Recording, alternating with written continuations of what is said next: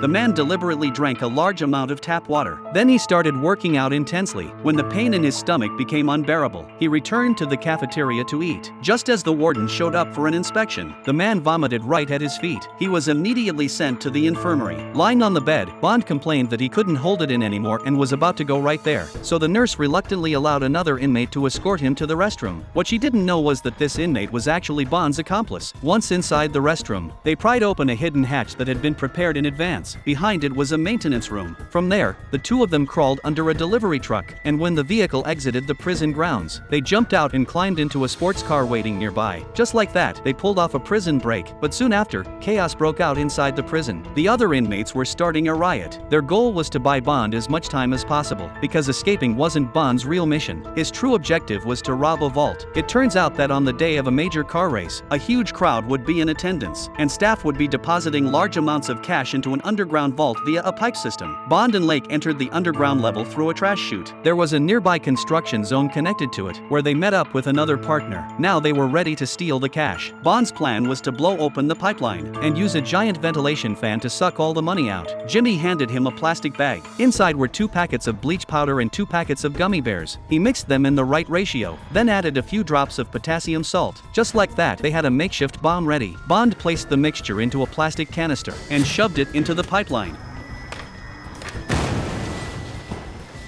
As soon as it exploded, they activated a giant vacuum and started filling garbage bags with the cash being sucked out. However, the blast had produced smoke, which caught the attention of the facility staff. For safety reasons, they sent 2 security guards to investigate. As soon as they got downstairs, they ran into Bond and Lake dressed as janitors. The guards asked if they smelled smoke. The two claimed they had a rare condition since childhood that made them unable to smell anything. And just like that, they drove off with a garbage truck full of cash bags. After transferring the money into a larger cargo truck, Bond and Lake rushed back to the sports car. They had to hurry and return to the prison, because they were just days away from being officially released. But that's when things took an unexpected turn.